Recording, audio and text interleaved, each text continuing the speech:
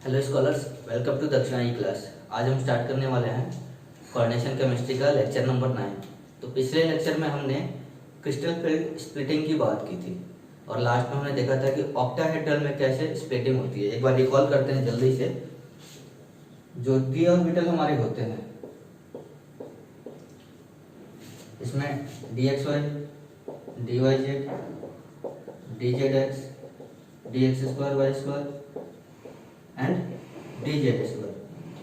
Octahedral में मैंने आपको बताया था कि लिगेंड्स जो हमारे होते हैं वो एक्सिस पे होते हैं।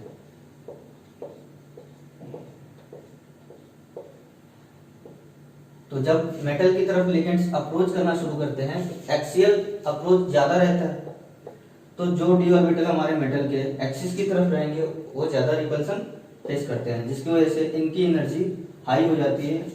और जब ये डी ऑर्बिटल्स टूटते हैं तो ये ऊपर की तरफ शिफ्ट कर जाते हैं, बैरी सेंटर से ऊपर चले जाते हैं। हमने इसको एक नया नाम दे दिया Eg, और इसको बैलेंस करने के लिए हमने इसको नीचे T2G का नाम दिया, जो हमारे 3 ऑर्बिटल्स हैं DXY, DYZ and DZX। Clear? Now अब हम देखते हैं कि टेट्राहेड्रल में कैसे स्प्लिटिंग होती है। तो हेडिंग डालना, क्रिस्टल फील्ड स्प्लिटिंग इन tetrahedral complexes. Crystal field splitting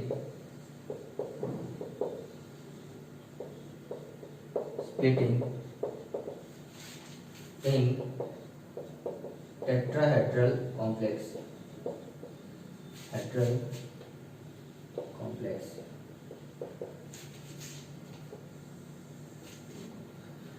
आप ही सारी चीजें हमें बताओगे।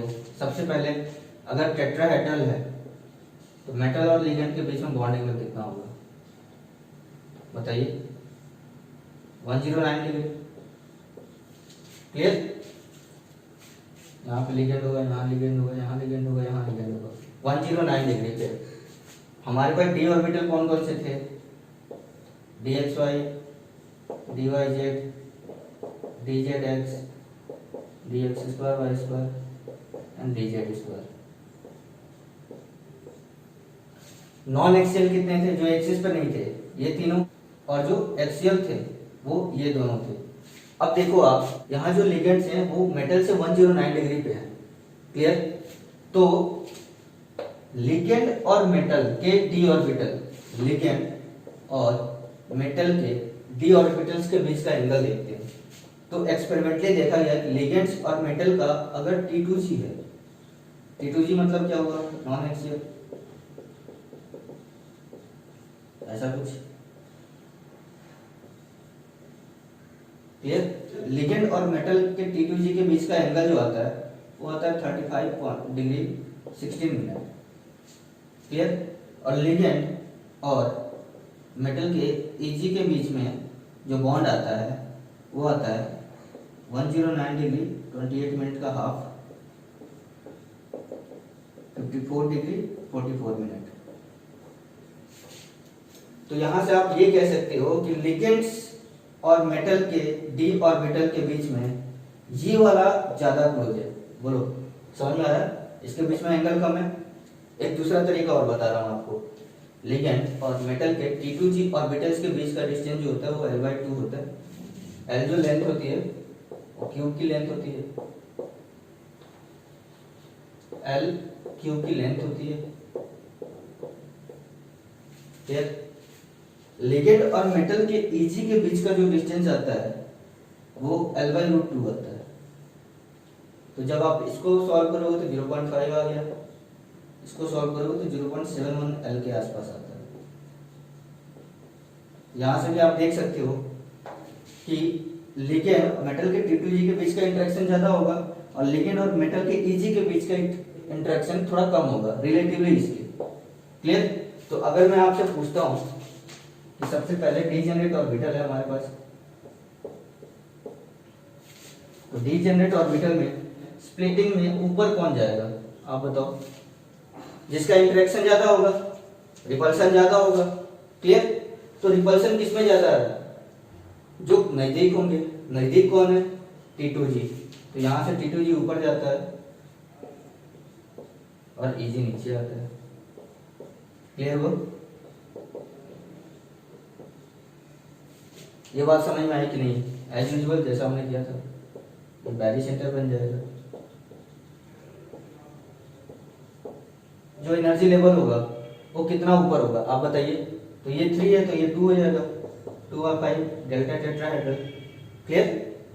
और ये 2 है तो ये 3 हो जाएगा, 3/5 डेल्टा टेट्राहेड्रल। कल ही मैंने आपको बताया था कि उल्टा सोचना, अगर यहाँ 2 रहेगा तो 3/5 कर लेना, और अगर 3 है तो 2/5 कर लेना। ओवरऑल जो एवरेज आना चाहिए वो हमारे बैरी सेंटर के इक्वल आना चाहिए। लिगेंड्स ऑक्टाहेड्रल में कहां से अप्रोच कर रहे थे? एक्सियल पोजीशन से, लेकिन यहाँ लिगेंड और मेटल के बीच का एंगल है 109 डिग्री, तो एक्सियल पोजीशन से अप्रोच नहीं हो रहा है, एंगल पे हो रहा है, एक पर्टिकुलर एंगल पे हो रहा है। तो हमने ये देखा कि जो हमारे मेटल के डी ऑर्बिटल्स है, उनमें मेटल के डी ऑर्बिटल और लिगेंड के बीच में बॉन्ड एंगल किसका कम है? जिसका बॉन्ड एंगल कम होगा उसमें इंटरेक्शन ज्यादा होगा, इंटरेक्शन ज्यादा होगा मतलब रिपल्सन ज्यादा होगा, रिपल्सन ज्यादा होगा मतलब उसकी एनर्जी बढ़ जाएगी। बात क्लियर हुई? इसको नोट डाउन करवा दो। ये बात क्लियर हुई? जब हम टेट्राहेड्रल स्प्लिटिंग कर रहे हैं तो T2G हमारा ऊपर जा रहा है और EG नीचे जा रहा है, ये क्लियर होना चाहिए। अब मैं आपको बता रहा हूं कि डेल्टा टेट्राहेड्रल जो होता है वो 4/9 ऑफ डेल्टा ऑक्टाहेड्रल होता है। बहुत इंपॉर्टेंट कॉन्सेप्ट है, आपको काम देगा जब हम कंपेयर करेंगे स्टेबिलिटी। तो यहां से हम बोल सकते हैं कि डेल्टा ऑक्टाहेड्रल जो है वो डेल्टा टेट्राहेड्रल से ज्यादा है, डेल्टा ऑक्टाहेड्रल जो है वो डेल्टा टेट्राहेड्रल से ज्यादा है। रीजन देखिए, पहली बात तो ये है कि ऑक्टाहेड्रल में 6 लिगेंड्स थे,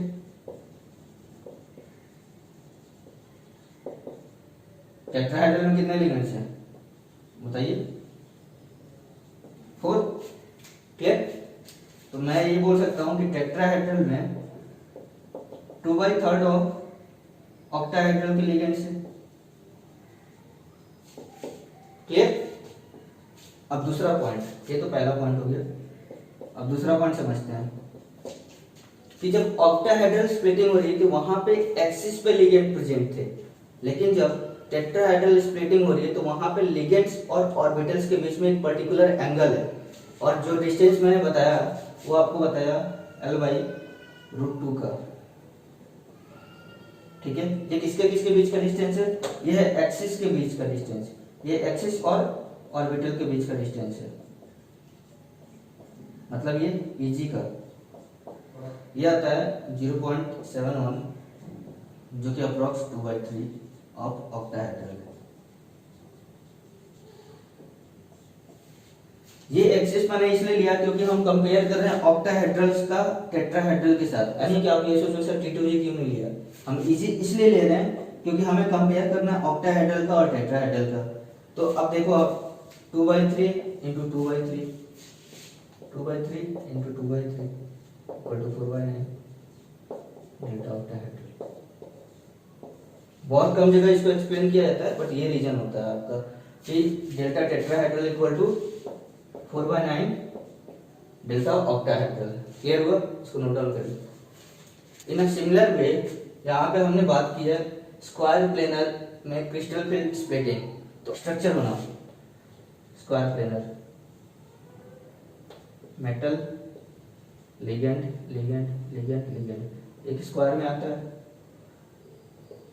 तो यहां से आप ये कह सकते हो कि DZ² और DZX ये दोनों तो है ही नहीं, होंगे बहुत कम होंगे, इंटरेक्शन कम होगा। ये बात समझ में आ रही है? क्योंकि Z हमारे पास है ही नहीं ना, लिगेंड्स आ ही नहीं रहे Z से, ठीक? तो अब देखो स्प्लिटिंग होती है, ऑब्वियसली अभी भी क्या है, एक्सिस पे लिगेंड्स है, तो EG हमारा ऊपर जाएगा। EG में क्या था? dx² y² और dz², और T2G में क्या था बताइए? dxy dyz and dzx। Clear? यहाँ dzx भी आ जाएगा, ये यहाँ dzy भी आ जाएगा। बात समझ में आई? लेकिन लिगेंड्स जो हमारे हैं वो प्लेन में प्रेजेंट है, एक्सिस पे प्रेजेंट है, और प्लेन क्या है? xy मान लीजिए यहाँ पे, ठीक है? अगर प्लेन को हमने xy मान लिया तो z तो अवेलेबल ही नहीं है। क्लियर है? इसकी स्प्लिटिंग फिर से होगी और dx² y² ऊपर चला जाएगा, dxy ऊपर चला जाएगा। अब इसमें से दूसरा जो होगा यहाँ पे dz² आ जाएगा, क्लियर, और इसकी स्प्लिटिंग होगी तो ये नीचे आ जाएगा, YZ एंड DXZ। बात समझ में आ रही है क्या? मैंने ये बोला आपको कि ये एक प्लेन में है और जेड के पास कोई लिगेंड है नहीं, तो जेड वाला नीचे जाएगा कि नहीं जाएगा? क्लियर। और अभी भी देखो आप, तो ये भी एक्सियल पोजीशन होल्ड करता है, इससे ज्यादा इसलिए आ रहा है क्योंकि ये भी एक्सियल पोजीशन होल्ड करता है और हमारे जो लिगेंड्स है वो एक्सिस पे ही है, तो थोड़ा बहुत अगर रिपल्सन फेस करेगा तो इन दोनों में ये ज्यादा हो जाएगा। और एक्स वाई वाला तो ऑब्वियसली क्या होगा, इससे ज्यादा ही होगा, और एक्स स्क्वायर वाई स्क्वायर सबसे ज्यादा होगा क्योंकि एक्सियल है, एक्स वाई थोड़ा कम होगा क्योंकि नॉन एक्सियल है। डी जेड स्क्वायर इसलिए ज्यादा होगा क्योंकि एक्सियल है बट जेड में कोई लिगेंड नहीं है। जब लेक्चर मैंने शुरू किया था तो बहुत जगह आपको बोला कि याद रखना हमेशा प्लैटिनम +2, पैलाडियम +2, अगर कोऑर्डिनेशन नंबर 4 है तो ये स्क्वायर प्लेनर देगा। ये रीजन होता है कि बहुत ज्यादा स्टेबल होते हैं तब ये कोऑर्डिनेशन नंबर 4 में स्क्वायर प्लेनर देते हैं। अब बताओ क्यों? क्योंकि इनकी स्प्लिटिंग एनर्जी बहुत ज्यादा है। एक्सपेरिमेंटली ये भी देखा गया कि ऑक्टाहेड्रल स्प्लिटिंग में जो एनर्जी आती है और स्क्वायर प्लेनर में जो एनर्जी आती है, स्क्वायर प्लेनर की एनर्जी ज्यादा होती है। Delta square planar equal to 4/3 of delta octahedral. Clear? इसको नोट डाउन कर लो आप। नेक्स्ट बात आती है factors affecting magnitude of delta. Factors affecting magnitude of delta. अब डेल्टा कुछ भी हो सकता है, ऑक्टाहेड्रल भी हो सकता है, टेट्राहेड्रल भी हो सकता है, या स्क्वायर प्लेनर भी हो सकता है। Magnitude of delta. सबसे पहली बात oxidation number.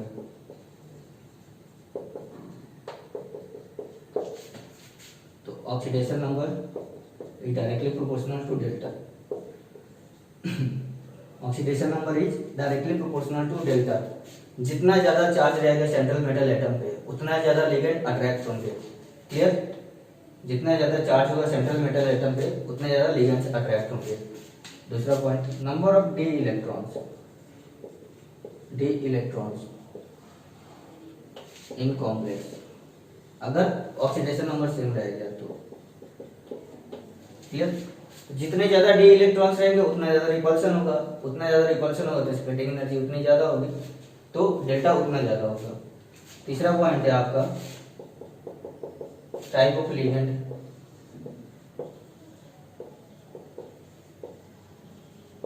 Strong field ligand रहेगा तो स्प्लिटिंग ज्यादा होगी। ये बात समझ में आ रही है?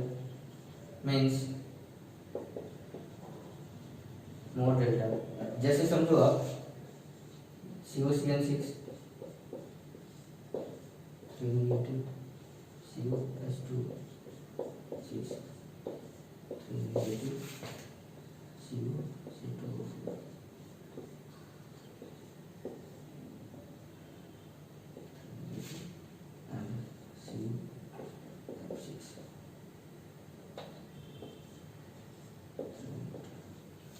अब इसमें सबसे ज्यादा स्ट्रॉन्ग लिगेंड कौन सा है? CN, फिर H2O, फिर C2O4, फिर आपका F6। तो सबसे ज्यादा डेल्टा किसमें आएगा? ये सबसे ज्यादा डेल्टा इसमें आएगा क्योंकि इसमें स्ट्रॉन्ग लिगेंड है तो स्प्लिटिंग ज्यादा होगी। ये इसको नोट डाउन करो आप। चौथा टाइप ऑफ मेटल। ये भी देखो आप कि 3D सीरीज का मेटल है या 4D सीरीज का है या 5D सीरीज का। अब देखो जरा आप, अगर 4D 5D सीरीज का मेटल होगा तो इसमें लैंगनाइट कॉन्ट्रैक्शन होगा। बोलो, लैंगनाइट कॉन्ट्रैक्शन होगा इंप्लाइज जेड इफेक्टिव बढ़ेगा।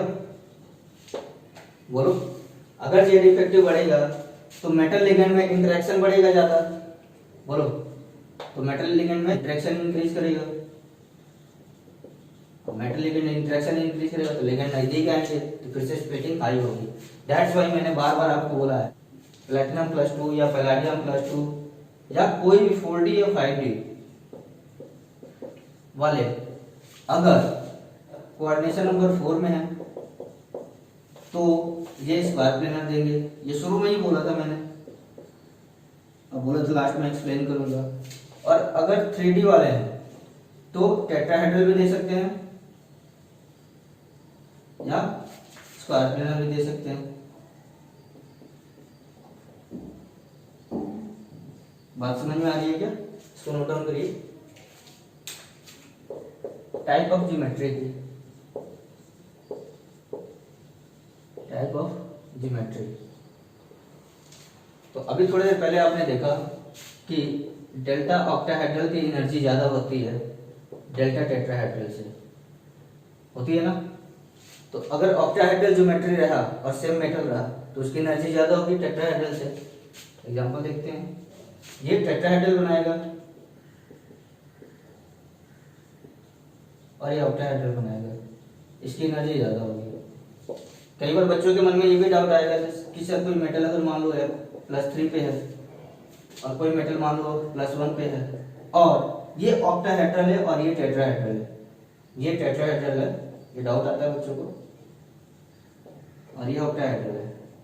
तो आपने तो ये बोला कि जिसका ऑक्सीडेशन नंबर ज्यादा है उसकी एनर्जी ज्यादा होगी। तो यहाँ से फिर से समझो, सबसे पहली बात कि ऑक्टाहेड्रल अगर ज्यादा है तो उसकी एनर्जी सबसे ज्यादा होगी, ठीक है। टेट्राहेड्रल की कम होगी, ऑक्टाहेड्रल की ज्यादा होगी। नेक्स्ट पॉइंट लिखना आप, चिलेशन। चिलेशन अगर होता है तो उसकी एनर्जी बहुत ज्यादा होगी। जैसे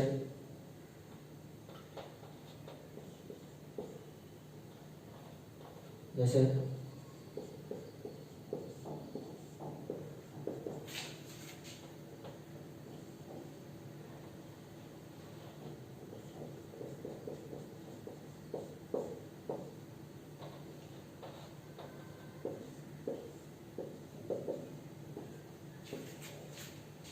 अब यन है तो चिलेशन होगा, यहाँ पे मोनोडेंटेड है तो चिलेशन नहीं होगा, तो इसकी एनर्जी ज़्यादा होगी।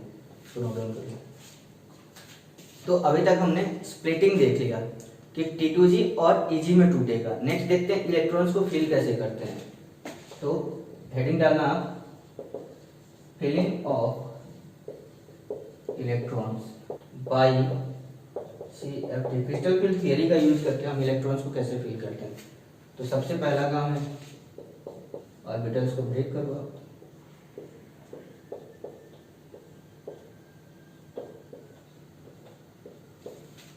क्लियर हो गया?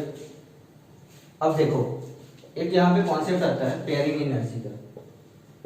पेयरिंग एनर्जी,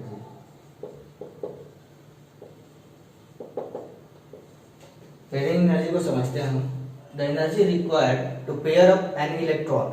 सिंपल, यहाँ पे 1 2 3 ये 3 इलेक्ट्रॉन है। अब चौथा इलेक्ट्रॉन अगर आ रहा है, चौथा इलेक्ट्रॉन कहाँ जा सकता है? या तो यहाँ जा सकता है या यहाँ जा सकता है। बात समझ में आ रही है? अगर मान लो यहाँ तक जाने की एनर्जी x है और यहीं पे रहने की एनर्जी y है, और y अगर लेस देन x है, समझ रहे हो, इसकी एनर्जी ज्यादा हो गई, इसकी एनर्जी कम है पेयरिंग करने की, तो ये यहां ले जाके यहां वापस आ जाएगा। बात समझ में आ रही है? मैंने क्या बोला, फिर से समझो कि हमारे पास एक इलेक्ट्रॉन, चौथे इलेक्ट्रॉन के जाने की पॉसिबिलिटी थी, या तो ये अपना EG में चला जाए या फिर T2G में चला जाए। बात समझ में आ रहा है? तो अगर इसकी एनर्जी से ज्यादा है तो ये ज्यादा वाले में क्यों जाएगा, कम वाले में जाएगा। समझ में आ रहा है?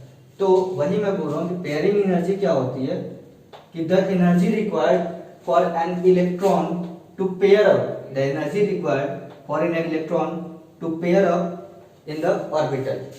क्लियर? तो ऑर्बिटल में अगर वापस से पेयरिंग कर लेता है, इसको बोलते हैं पेयरिंग एनर्जी। अपने पास दो केसेस बनेंगे। पहला, अगर डेल्टा जो है ग्रेटर देन पेयरिंग एनर्जी, समझना जरा, डेल्टा जो है ग्रेटर देन पेयरिंग एनर्जी है। किसी के साथ पेयर बनाने में मुझे 50 रुपए खर्च हो रहे हैं और मेरे पास जो एनर्जी है वो 100 रुपये है, तो मैं पेयर बना सकता हूँ ना आसानी से। बात समझ में आ रही है क्या? फिर से हमें अगर पेयर बनाना है तो 50 रुपये का खर्चा आता है, और हमारे पास CFT के थ्रू जो एनर्जी आई है वो 100 रुपये की है। Delta is greater then pairing energy, तो पेयरिंग कर सकते हैं। तो जो चौथा इलेक्ट्रॉन रहेगा वो कहाँ जाएगा?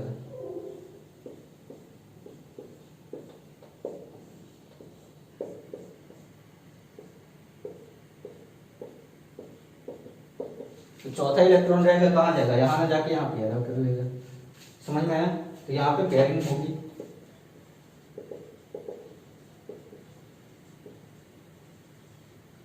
और पेयरिंग होती कब है? जब स्ट्रॉन्ग फील्ड लिगेंड्स होते हैं।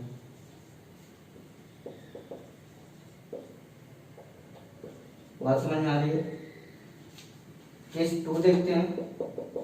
जब हमारे पास पेयरिंग करने के लिए बहुत ज्यादा एनर्जी चाहिए, बहुत ज्यादा चाहिए, और हमारे पास जो एनर्जी है वो कम है, तो पेयरिंग नहीं होगी ना भाई। Delta is less than pairing energy, तो नो पेयरिंग। तो यहाँ पे अपने जो चौथा इलेक्ट्रॉन रहेगा वो कहाँ जाएगा बताओ? चौथा यहाँ चला जाएगा, पेयरिंग हो ही नहीं रही है। क्लियर? इसको लिखिए आप CFSE,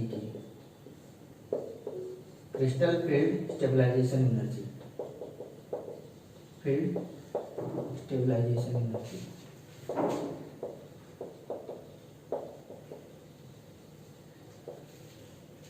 CFSE का फॉर्मूला जो होता है वो होता है N1 into 3/5 delta octahedral. CFSE for delta octahedral की बात हो रही है, ठीक है, plus of N2 into minus of 2/5 delta octahedral plus pairing energy. Clear? N1 क्या है? Electrons in Eg। N2 क्या है? Electrons in T2G। क्लियर? तो देखो जरा, ये हमने बैरिसेटर माना था। ये जो एनर्जी गैप था वो कितना था? 3 है तो 2 होगा, और ये हो जाएगा आपका 3/5 डेल्टा ऑक्टाहेड्रल। बात समझ में आ रही है क्या? तो अगर मान लीजिए यहाँ पे एक इलेक्ट्रॉन है तो उसकी CFSE कितनी होगी? ये किसमें है? T2G में।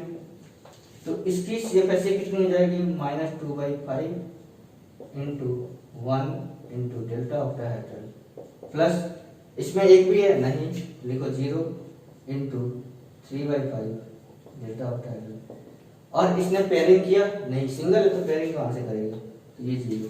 तो जो CFSE आ गई इस इलेक्ट्रॉन की वो आ गई -2/5 delta octahedral.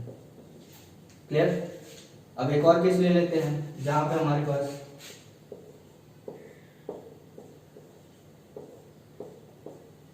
One two three and four electron और डी में, ठीक है, इसको बोलते हैं हम D4 configuration,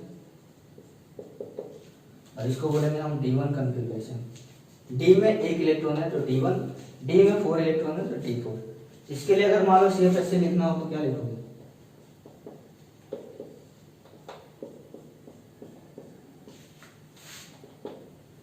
1 2 3 electrons in T2G, बोलो। इसको लिखेंगे 3 into minus of 2/5 delta octahedral plus 1 electron यहाँ पे है 1 इंटू 3/5 डेल्टा ऑक्टाहेड्रल। पेयरिंग हुई है नहीं हुई है, प्लस 0 पेयरिंग एनर्जी। क्लियर? तो ये आपका आ गया -5/5 delta octahedral plus 3/5 delta octahedral equal to -2/5 delta octahedral. Clear? Note down करो। T2G अगर 1 इलेक्ट्रॉन से लेके T2G 3 इलेक्ट्रॉन तक का कॉन्फ़िगरेशन रहा, अगर 1 इलेक्ट्रॉन अगर T2G में है मतलब क्या हुआ? D1 से लेके D3 तक इलेक्ट्रॉन कहाँ रहेंगे? डेल्टा, अगर मैं ऑक्टाहेड्रल स्प्लिटिंग की बात कर रहा हूँ, कोऑर्डिनेशन नंबर 6, इलेक्ट्रॉन्स इसके T2G में रहेंगे। बोलो भाई, T2G में रहेंगे तो अभी तो कोई पेयरिंग का कॉन्सेप्ट ही नहीं आया। पेयरिंग तो तब होगी ना जब चौथा इलेक्ट्रॉन आएगा और हम डिसाइड करेंगे कि ऊपर जाएगा या नीचे जाएगा। बोलो, बात समझ में आ रही है? तो जब भी ऐसा होगा तो ये 2 ऑर्बिटल हाइब्रिडाइजेशन में यूज होंगे। ये दो ऑर्बिटल हाइब्रिडाइजेशन में यूज होंगे, तो जो कॉम्प्लेक्स बनेगा वो इनर ऑर्बिटल कॉम्प्लेक्स बनेगा। एग्जांपल्स करेंगे, टेंशन मत लो। पहला पॉइंट। दूसरा देखो आप, D4 से D7 के बीच में दो केसेस बनेंगे यहाँ पे, एक weak field ligand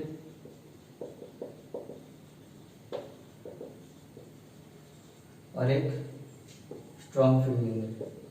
strong field ligand, strong field ligand में पेयरिंग एनर्जी डेल्टा से ज़्यादा होगी, तो जो चौथा इलेक्ट्रॉन आएगा आपका कहाँ आएगा, T2G में या EG में, 1 2 3 D4, चौथा इलेक्ट्रॉन कहाँ आएगा, नीचे, क्योंकि पेयरिंग हो जा रही है ये, तो ये बनाएगा आपका इनर ऑर्बिटल कॉम्प्लेक्स।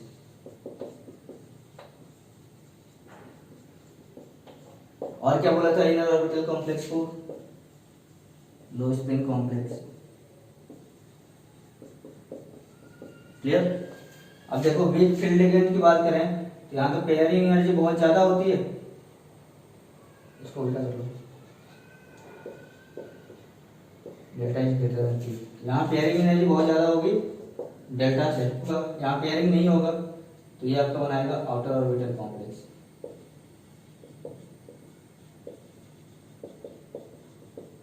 या फिर हाई स्पिन कॉम्प्लेक्स।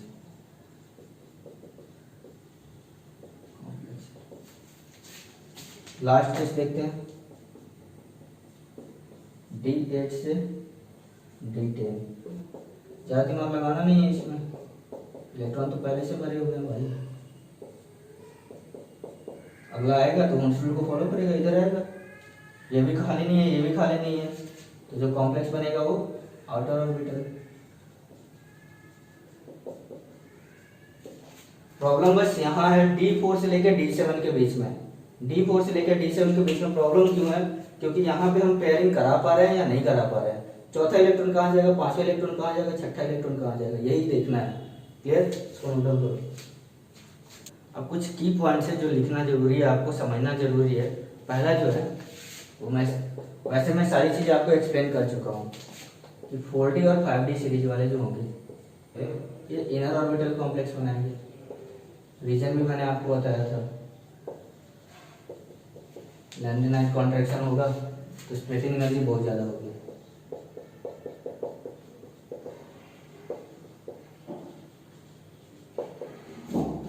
दूसरा जो पॉइंट है, अगर ऑक्सीडेशन नंबर ग्रेटर देन 3 है तो ये इनर ऑर्बिटल कॉम्प्लेक्स बनाएगा।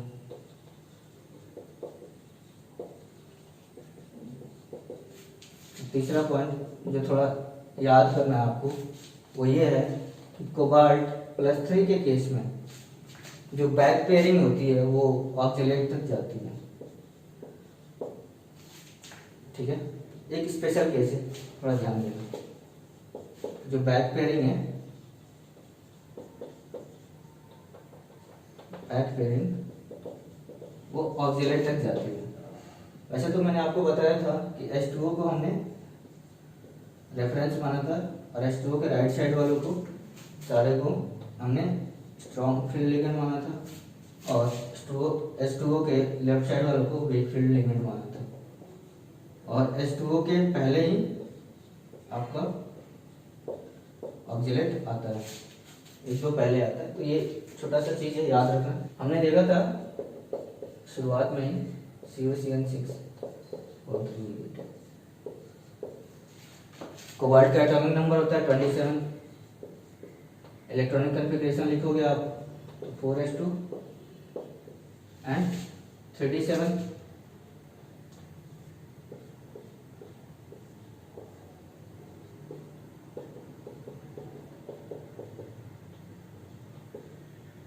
क्लियर हो गया। यहाँ पे कोबाल्ट है +3 में, कोबाल्ट +3 में मतलब 3 इलेक्ट्रॉन निकालेंगे हम।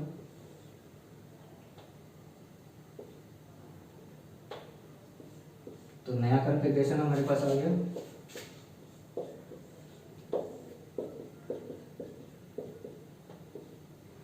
D6 configuration. Clear, D6 configuration आया। अब हम ये देखेंगे कि यहाँ पे लिगेंड कौन सा है। CN कार्बन से दे रहा है, कार्बन से देने का मतलब स्ट्रॉन्ग फील्ड लिगेंड होगा, बैक पेयरिंग हो जाएगी। बैक पेयरिंग हुई तो ऑर्बिटल्स हमारे आ गए।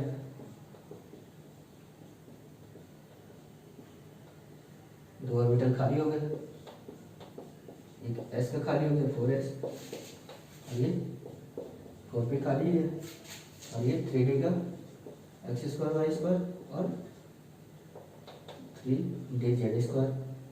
तो अब इनका हाइब्रिडाइजेशन होगा। शुरू में ही बोला था कि इंटरमिक्सिंग होती है सबसे पहले, हाइब्रिडाइजेशन होगा तो हमारे पास 6 D2sp3 वाले हाइब्रिडाइज ऑर्बिटल मिल जाएंगे।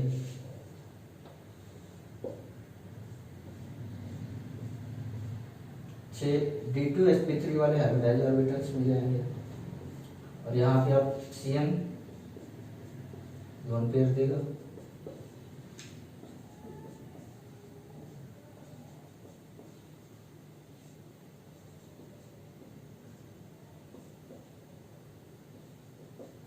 बात समझ में आई। D2sp3 हो गया, इसको बोलेंगे inner orbital complex.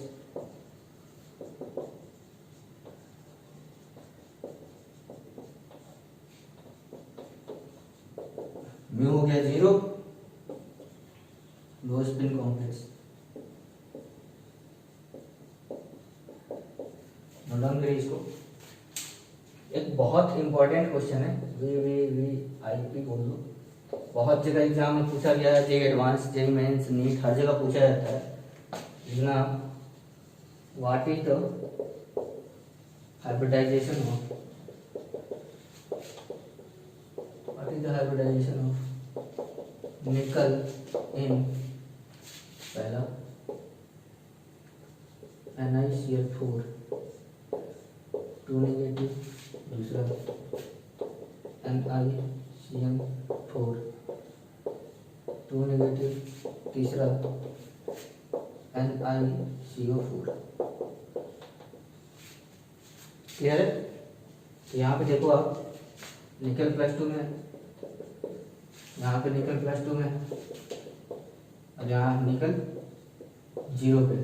Electronic configuration लिखेंगे तो 4s2 3d8, 2 इलेक्ट्रॉन हटेगा, +2 में 2 इलेक्ट्रॉन हट गया, तो ये 3d8 आ गया। ये भी सेम ही आएगा 3d8, तो आपका 4s2 3d8।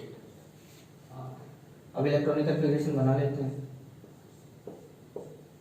1 2 3 4 5 6 7 8। क्लियर, यहाँ पे भी सेम ही होगा।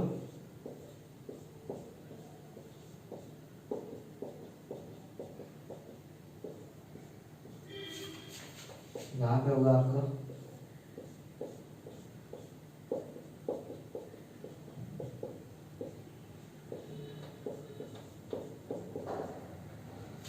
अब समझना कि Cl4 वीक फील्ड लिगेंड है, पेयरिंग होगी कि नहीं होगी, नहीं होगी ना, तो नेक्स्ट जो इलेक्ट्रॉन आएंगे क्लोरीन के वो अगले ऑर्बिटल में आएंगे, बताओ आप। तो S और P, ये 4p 4s रहेगा, इसका हाइब्रिडाइजेशन क्या हो जाएगा sp3। यहाँ पे Cn है, strong field ligand, back pairing होगी, ये यहाँ मूव कर जाएगा।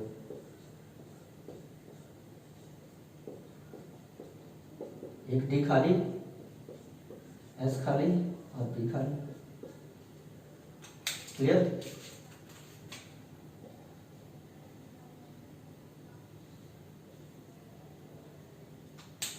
ये बैक पेयरिंग हो जाएगी। क्लियर, तो यहाँ पे अपना Cl के इलेक्ट्रॉन आ गए, तो 2p 1s, और तो ये 2p 4k 4s और 3d का अंदर वाला d यूज हुआ है।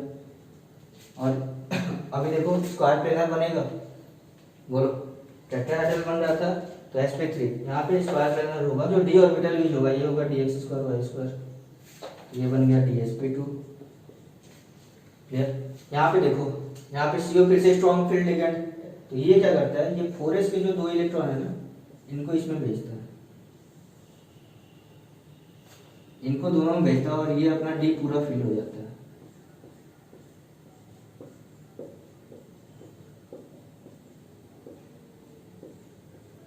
ये बना लिया D10 कॉन्फ़िगरेशन।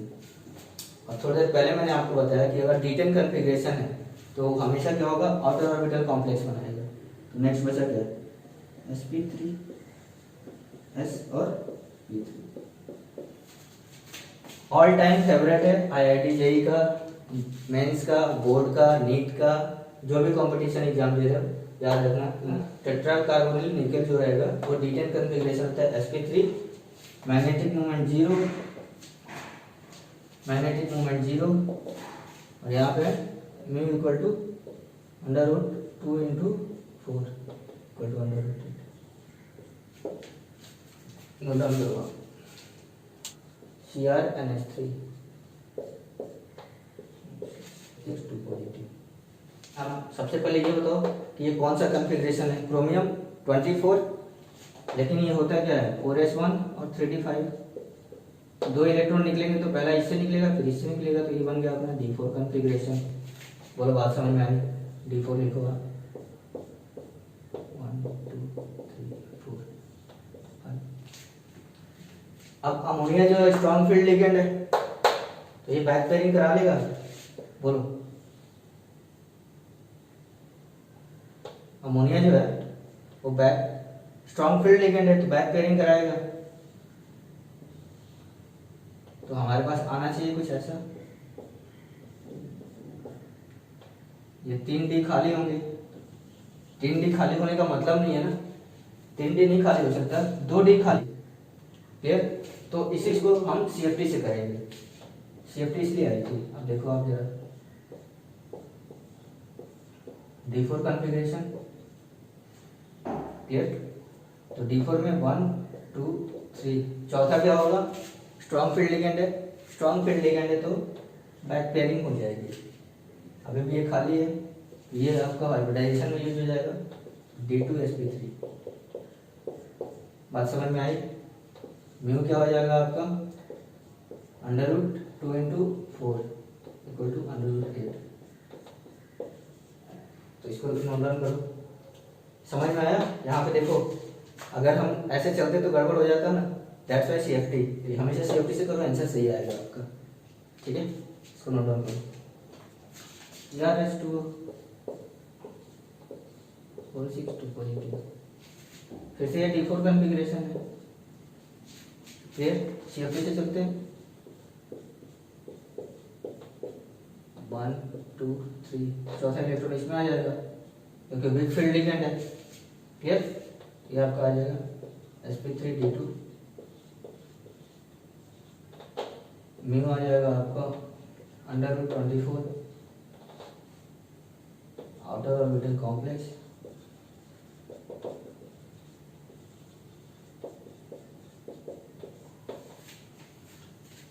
नेक्स्ट देखते हैं TiS2 6 3 पॉजिटिव।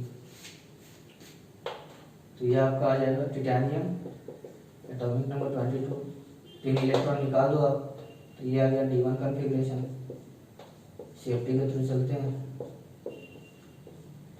1 इलेक्ट्रॉन फिट हो गया। स्प्लिटिंग में इसकी एनर्जी ज़्यादा है, ये समझ रहे हो ना, स्प्लिटिंग होती है तो इसकी एनर्जी ज़्यादा हो जाती है। तो इसकी एनर्जी ज़्यादा होती है तो ये अपने कंपेरेबल एनर्जी वालों के साथ हाइब्रिडाइजेशन करता है। हाइब्रिडाइजेशन में यही तो बोला जाता है कि जो सेम एनर्जी वाले ऑर्बिटल्स होते हैं उन्हीं का आपस में हाइब्रिडाइजेशन हो पाता है। तो ये हाइब्रिडाइजेशन में जाएंगे तो हो जाएगा आपका D2sp3। क्रॉस चेक करिए, मैंने जब शुरू में आपको लिखवाया था तो यहाँ बोला था कि T2g 1 से लेकर T2g 3 तक ये आपका इनर ऑर्बिटल कॉम्प्लेक्स बनाएगा।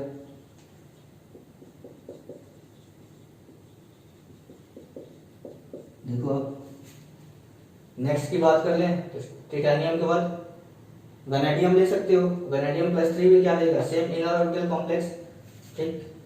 म्यू इसका कितना आ जाएगा √3 n × n+2, क्लियर। देखो इसको CONO2 6 2 नेगेटिव, एटॉमिक नंबर 27, फिर बनाओ।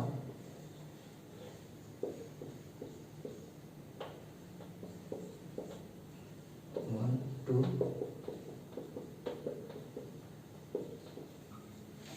यहाँ पे कोबाल्ट पे चार्ज कितना है, +4 है। क्लियर। तो 4 इलेक्ट्रॉन निकालिए, 2 यहाँ से निकलेगा, 2 यहाँ से निकलेगा। ये बात क्लियर हो गया। अब देखो यहाँ पे NO2 है, NO2 है ना, तो स्ट्रॉन्ग फील्ड लिगेंड, बोलो NO2 strong field ligand, back pairing होगी, CFT से करते हैं। 1 2 3, स्ट्रॉन्ग फील्ड लिगेंड है, बैक पेयरिंग होगी, स्ट्रॉन्ग फील्ड लिगेंड है, बैक पेयरिंग होगी ना, तो करा लीजिए। अब चौथा यहाँ भी आएगा, पांचवा भी यही आएगा। क्लियर हो गया। तो एक आपका खाली रह गया, म्यू कितना आ जाएगा 103, और ये आपका हो जाएगा inner orbital complex.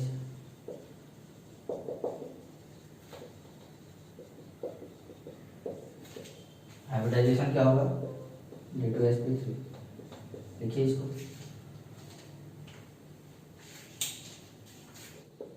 FeH2O 5 NO SO4। Clear. तो ये NO जो है या तो नाइट्रोसिल हो सकता है या नाइट्रोसोनियम हो सकता है। तो यहाँ पे NO जो है ये +1 में रहता है, मैं आपको बता रहा हूँ, ठीक है, याद रखना। अब यहाँ पे देखो आप, तो Fe पे जो चार्ज है वो है +1 का, तो कॉन्फ़िगरेशन लिखते हैं हम।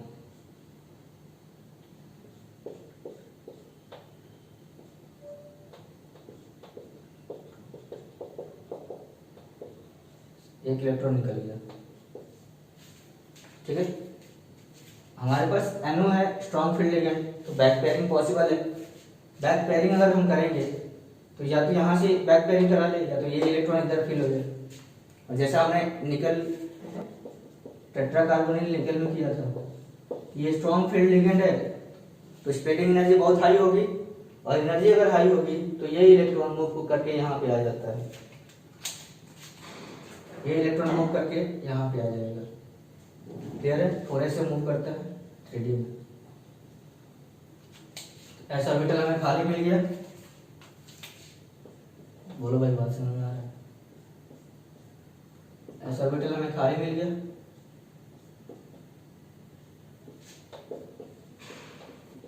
ये पहले S4s खाली मिल गया, 4p है और 4d।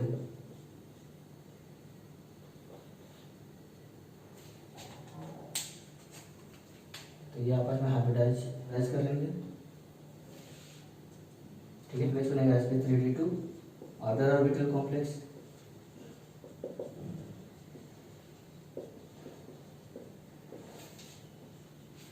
हाई स्पिन बनेगा mu equal to 115, high spin complex.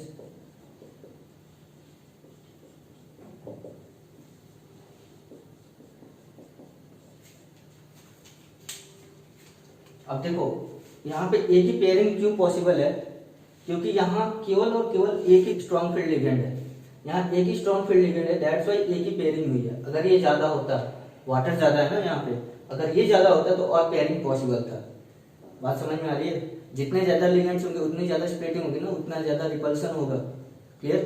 तो इस कॉम्प्लेक्स को बोलते हैं ब्राउन रिंग कॉम्प्लेक्स। नेक्स्ट है Na2 FeCl5NO, ठीक है। अब ये अगर देखो, अब यहाँ पे दो पॉसिबिलिटी है। यहाँ तो हमें यहाँ पे NO को न्यूट्रल मान ले तो नाइट्रोसिल, या फिर अगर चार्ज मानते हैं तो नाइट्रोसोनियम। क्लियर। अगर हम न्यूट्रल मानते हैं तो Fe पे +3 का चार्ज आएगा। बोलो, बात समझ में आ रही है। और Fe+3 का चार्ज आएगा तो कॉन्फ़िगरेशन आपका हो जाएगा D5।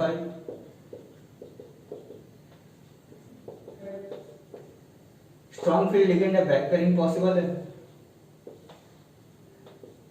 बैक पेयरिंग हो गया।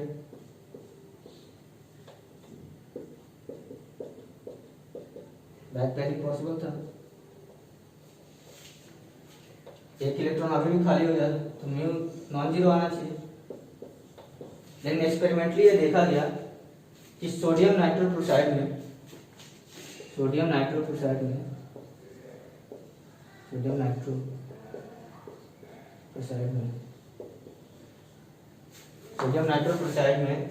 जो म्यू होता है वो जीरो आता है। ये मैग्नेटिक मोमेंट जीरो तब आएगा जब हम इसको +1 ले लेंगे। ठीक है, अगर हम +1 लेते हैं तो फिर ये कॉन्फ़िगरेशन आ जाएगा Fe+2 का। Fe+2 मतलब D6 कॉन्फ़िगरेशन।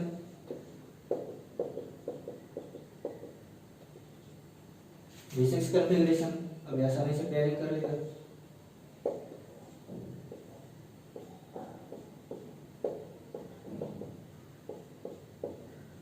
और हमारा 2 ऑर्बिटल्स खाली मिल गए और ये पेयरिंग हो गई, तो यहाँ म्यू जीरो होता है। एक्सपेरिमेंटल है, एक्सपेरिमेंटली ये देखा गया कि जो क्लोराइड का मैग्नेटिक मोमेंट जीरो आता है, एक्सपेरिमेंटली देखा गया। दैट्स व्हाई ये नाइट्रोसिल नहीं नाइट्रोसोनियम होगा, याद रखना इसको।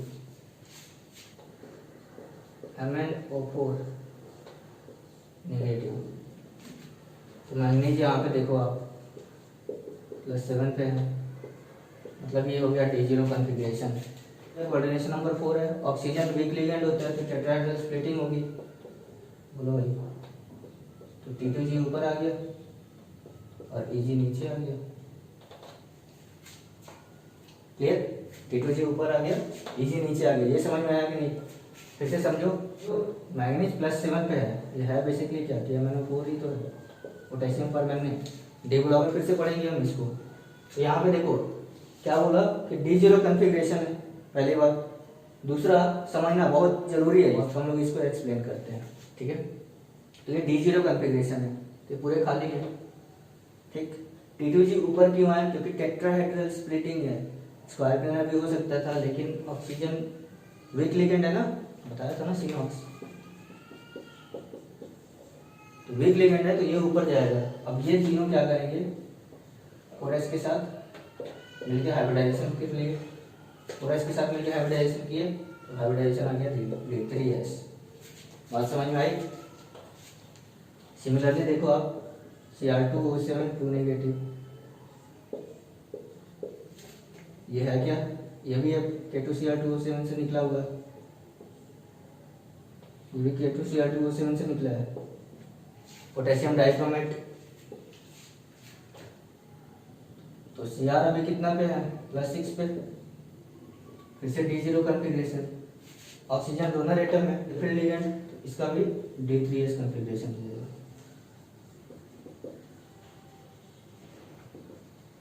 अगर कोई पूछे कि D3S कॉन्फ़िगरेशन क्यों आता है तो आपको एक्सप्लेन करने आना चाहिए। ठीक है, ऐसा नहीं बोलो कि बस आता है। बहुत सारे लोग बोलेंगे कि बस D3S आता है, D3S कॉन्फ़िगरेशन जल्दी कहीं एक्सप्लेन नहीं किया जाता है। ठीक है, तो ये आप नोट डाउन करो।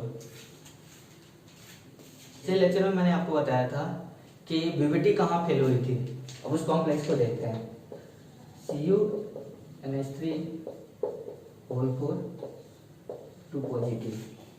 इसको BBT एक्सप्लेन नहीं कर पा रही थी, देखो कैसे। Coordination number 4, clear, strong field ligand, तो बनना चाहिए था DsP2। समझ में आ रहा है? आप सोच सकते हो ना अब वैसे, लेकिन इसका हाइब्रिडाइजेशन आता है sp2d। ये इनर ऑर्बिटल नहीं है, ये आउटर ऑर्बिटल कॉम्प्लेक्स है।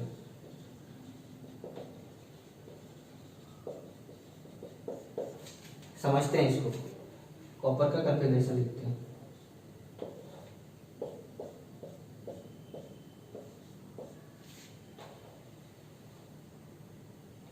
कॉपर का कॉन्फ़िगरेशन लिखते हैं। कॉपर +2 पे है, मतलब क्या हुआ, 4s1 3d10 4s1 3d10 +2 पे है, 2 इलेक्ट्रॉन निकाल दो, ये खाली हो गया और ये 9, तो ये D9 कॉन्फ़िगरेशन है। D9 कॉन्फ़िगरेशन है ना। अब इसमें क्या होता है कि ये जो इलेक्ट्रॉन है ये यहीं पे रहता है, ये ऐसा नहीं कि इलेक्ट्रॉन उठ के कहीं जाएगा, ये इलेक्ट्रॉन यही रहता है। और इसके बाद जो लिगेंड्स कहते हैं, ये S और 2 P यूज करते हैं। अगर sp3 कर लिया तो टेट्राहेड्रल हो गया, तो ये तीसरा P यूज ना करके D का एक ऑर्बिटल यूज करता है। तीसरा P यूज ना करके D का एक ऑर्बिटल यूज करता है, क्योंकि ये D sp2d है, ये भी स्क्वायर प्लेनर ही है, तो ये D का एक ऑर्बिटल यूज करेगा, dx²y²। बात समझ में आई। तो ये स्पेशल केस है, इस CFT एक्सप्लेन करती है।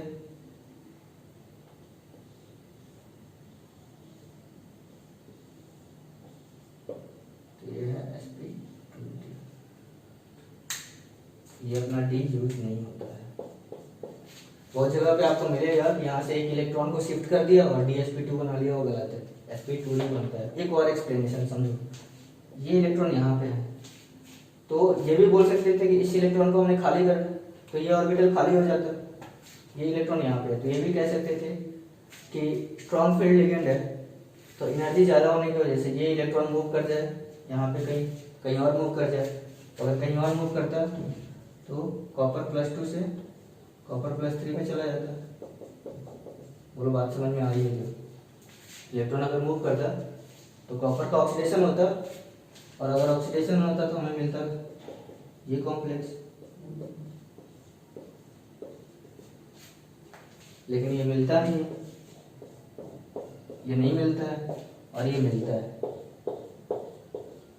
तो आपको मालूम ही होगा केमिस्ट्री में पहले से सारे मॉलिक्यूल्स अवेलेबल हैं, हम उसकी स्टडी करते हैं और अलग अलग थ्योरी देते हैं ताकि हम चीज़ों को समझ पाएँ। अगर नहीं समझ पाते तो हम उसको एक्सेप्शन मान लेते हैं। मैंने एक्सेप्शन नहीं बोला, यहाँ इसकी केमिस्ट्री को बताया है। तो कुछ मॉलिक्यूल्स ऐसे हैं जिनकी केमिस्ट्री अलग होती है, एक्सेप्शन नहीं बोल रहा हूँ, केमिस्ट्री अलग होती है, तो उनको स्पेशल ट्रीटमेंट दिया जाता है, उनको अच्छे से पढ़ते हैं हम। ठीक है, इसको नोट डाउन करिए। और लास्ट हेडिंग है आपका कलरेशन इन कोऑर्डिनेशन कंपाउंड्स।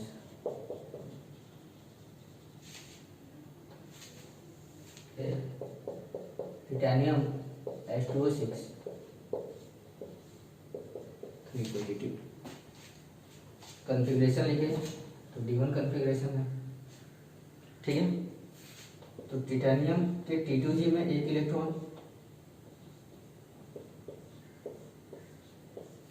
तो टिटेनियम के T2G में एक इलेक्ट्रॉन है। अभी राइट नाउ ये इलेक्ट्रॉन लो वेवलेंथ की एनर्जी को एब्जॉर्ब करता है, और एनर्जी को एब्जॉर्ब करेगा तो यहाँ पहुंच जाता है। क्लियर? T2G से Eg में, T2G से Eg में पहुंच जाता है जी। किसका लिखता है? येलो वेवलेंथ की लाइट का, येलो वेवलेंथ की, येलो लेमडा की लाइट का। क्लियर? फिर से समझो, ये T2G से Eg में पहुंचता है येलो वेवलेंथ की लाइट की एनर्जी को लेकर। अब जब एनर्जी लूज करेगा, तो फिर वापस आके गिरेगा ग्राउंड स्टेट में। समझ में आया? तो जब ये वापस आता है वॉयलेट कलर शो करता है, जब ये वापस आता है तो वॉयलेट कलर शो करता है, वॉयलेट कलर शो करता है। तो याद करो CFT जब शुरू किया था तो मैंने यही बोला था कि जो इलेक्ट्रॉन्स होते हैं एनर्जी लेकर वो अगले एक्साइटेड स्टेट में पहुंच जाते हैं, और जब एनर्जी लूज होती है तो फिर वो एक पर्टिकुलर कलर रिलीज करते हैं जिसको बोलते हैं कॉम्प्लीमेंट्री कलर। ठीक है, तो जैसे यहाँ पे इसने येलो लाइट को एब्जॉर्ब किया और दिया क्या? Violet light. तो कैसे पता चलेगा ये देखो,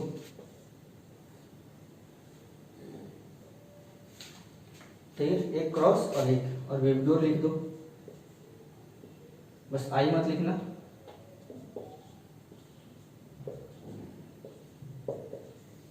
ठीक है, वेवडोर बस आई नहीं है। तो अगर वॉयलेट लेमडा वाला एनर्जी एब्जॉर्ब करेगा तो कॉम्प्लीमेंट्री येलो कलर शो करेगा। यहाँ देखो आप, तो उल्टा सोचो, कि अगर येलो लैम्डा वाली लाइट एब्जॉर्ब किया है तो वॉयलेट कलर देगा। बात समझ में आई क्या? तो मैंने यही बताया था आपको 5वां पॉइंट में कि एक पर्टिकुलर लैम्डा वाली एनर्जी को इलेक्ट्रॉन एब्जॉर्ब करता है और जब एनर्जी रिलीज होती है तो उसका कॉम्प्लीमेंट्री कलर शो होता है। अब यहाँ देखिए आप, यहाँ देखो आप, T2G से Eg में गया तो ये भी तो D है और ये भी D है, ये D ऑर्बिटल है, ये भी D ऑर्बिटल है, तो इसे हम DD ट्रांजिशन बोलते हैं। यहाँ से हमें पता चलता है कि कोऑर्डिनेशन कंपाउंड्स कलर क्यों देते हैं। इसको नोट डाउन करो। MnO4 negative, CrO4 2 negative, Cr2O7 2 negative, ये सारे के सारे D0 कॉन्फ़िगरेशन हैं। फिर भी ये कलर शो करते हैं, ये पिंक कलर देता है, ये येलो कलर देता है और ये ऑरेंज कलर देता है, ये ऑरेंज कलर। तो यहाँ पे तो DD ट्रांजिशन भी नहीं हो रहा है क्योंकि D0 है, इलेक्ट्रॉन ही नहीं है, अभी मैग्नीज +7 पे। ये इलेक्ट्रॉन एनर्जी लेकर मेटल के पास चला जाता है थोड़ी देर के लिए, मोमेंटरी, और जब चला जाएगा और जब रिटर्न आएगा तो एनर्जी लूज करेगा तो एक पर्टिकुलर वेवलेंथ आएगी। बोलो समझ में आ रहा है? तो थोड़ी देर के लिए ये इलेक्ट्रॉन मेटल पे चला जाता है तो ऑक्सीडेशन नंबर चेंज हुआ मोमेंटरली, एकदम थोड़ी देर के लिए। तो ये मेटल लिगेंड चार्ज ट्रांसफर है, इसको बोलते हैं ligand metal charge transfer. That's why ये कलर शो करते हैं, ये सारे के सारे इसी वजह से। Cr2O7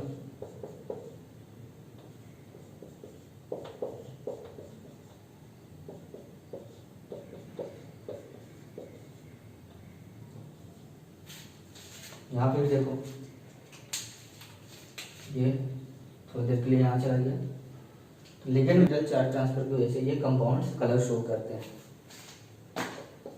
देखा दो तरीके से कलर शो होता है, या तो DD ट्रांजिशन हो या फिर लिगेंड मेटल चार्ज ट्रांसफर हो। इसको नोट डाउन करो।